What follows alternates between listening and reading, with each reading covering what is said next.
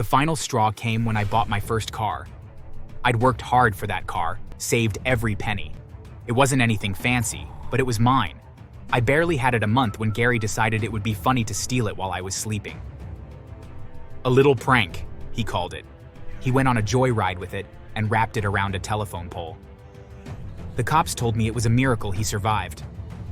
When I arrived at the hospital, he was lying in the bed, grinning up at me. Man, you should have seen it. That thing flew. I could barely breathe. I was so furious. You destroyed my car, Gary. What were you thinking?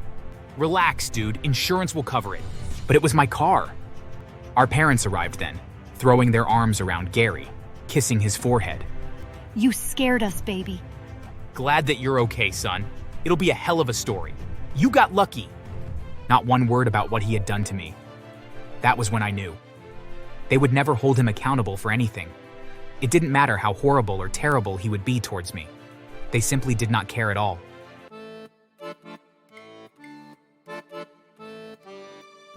Hi there, my name is Steve, and I hate my family. Growing up, I never stood a chance. From the moment my brother Gary and I were born, our parents made their choice about which of us they saw as the golden child, and it wasn't me. It was never me. Honestly, I don't really know how they even made the choice since Gary and I are identical twins, but regardless of their reasons, they chose Gary, and after that, I was always an afterthought. Gary was the smart, sporty, and charming one, the one with the easy smile and a mischievous twinkle in his eye. I was just the other twin, quieter, less charismatic, and always stuck in his shadow. I learned early on that there were different rules for us. Like the time we were 6, and Gary broke our mom's favorite vase while we were playing. I hadn't even been in the room, but when she stormed in and saw the mess, she looked straight at me. Steve, what did you do? I opened my mouth to protest, but Gary, ever the performer, burst into fake tears. I tried to stop him, Mom. I told him not to, but he never listens. He's such a bully. What? No, I didn't break it, Mama.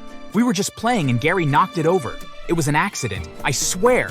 Don't you lie to me, Steve, you nasty little thing, and to blame your brother as well. You just wait till your father comes home. He'll make you regret telling lies.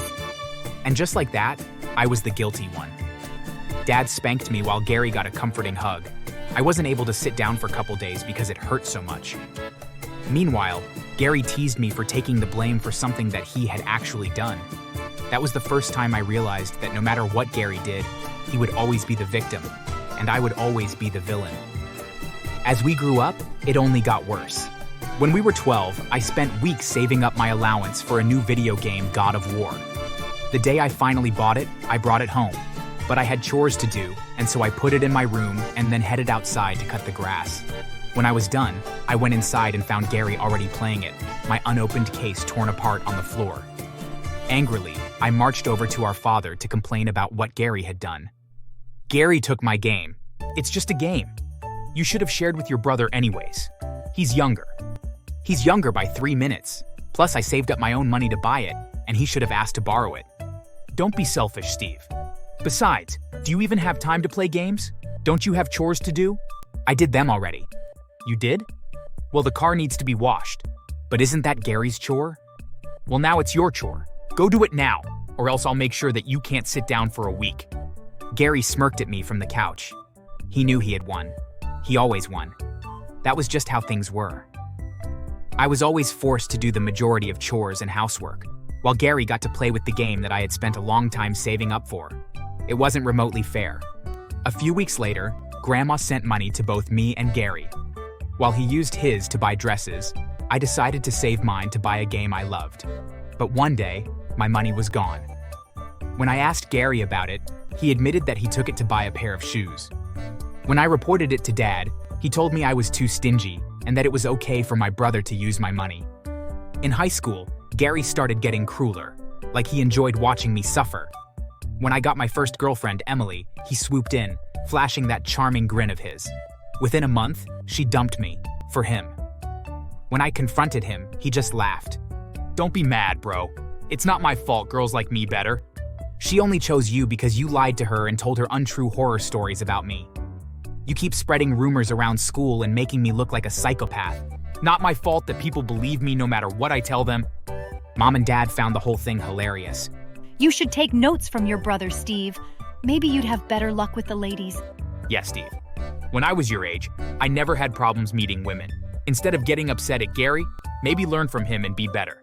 But he only got my girlfriend because he lied. He's lied to the whole school and ruined my reputation. They didn't care that I was hurting. They never did.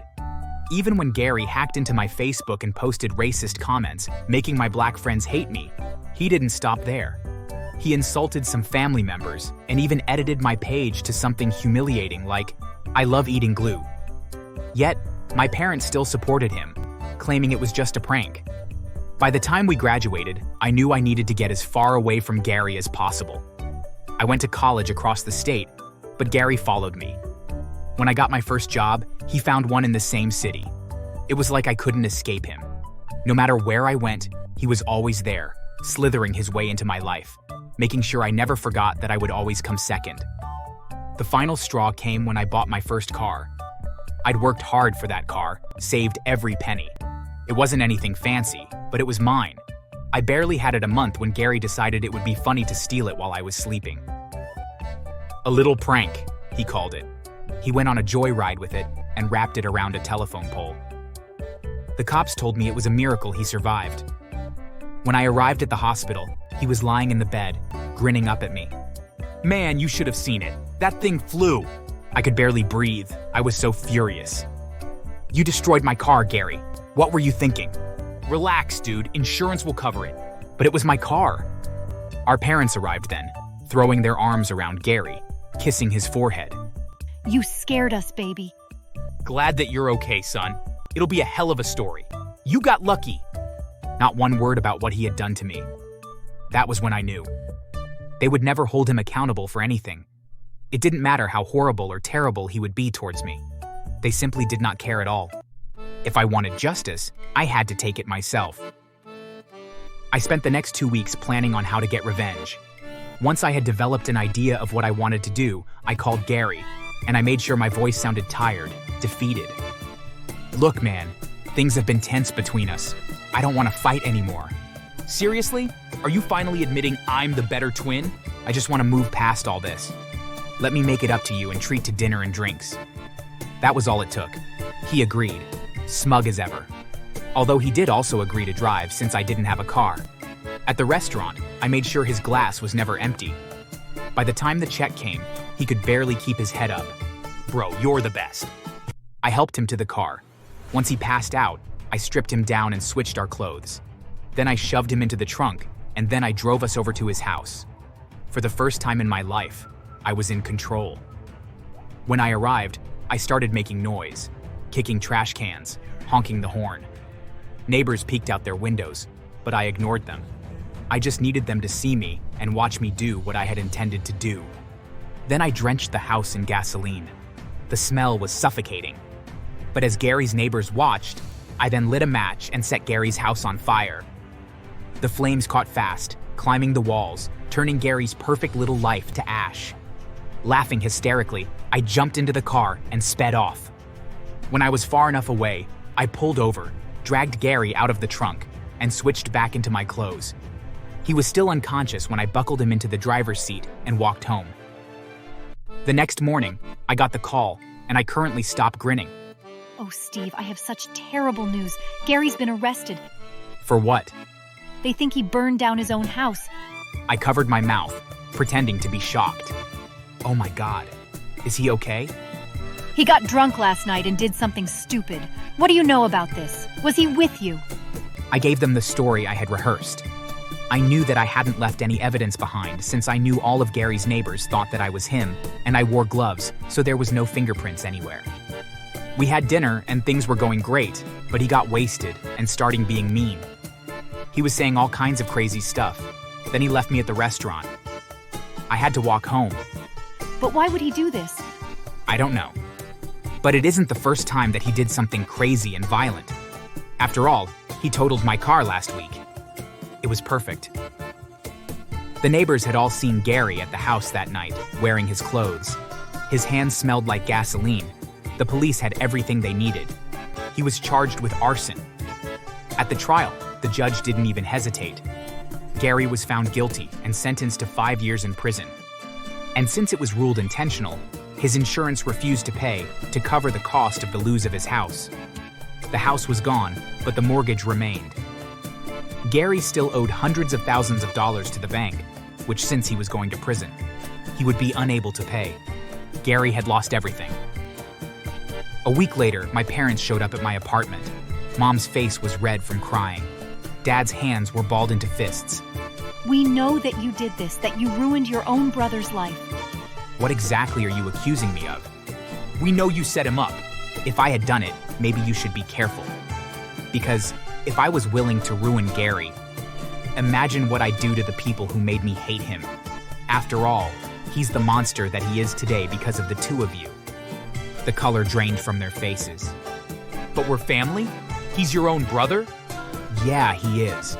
And you two made him into a monster that constantly made my life a living hell. For crying out loud, he totaled my car and you just laughed about it. So, yeah. He got what he deserved, and the fact is that you can't prove that he didn't burn his own house down. So listen to me carefully. I want nothing to do with him. I tried to distance myself from him and you. So going forward, forget that I exist. Leave me alone and never speak to me again. They were aghast, but they left without another word, and they never came back. Life without them was finally peaceful. No Gary, no parents, just me. And I had never been happier. After a year, my parents started trying to get close to me. They invited me to family dinners and called me to meet up, but I declined. One day, they showed up in front of my house with a huge present.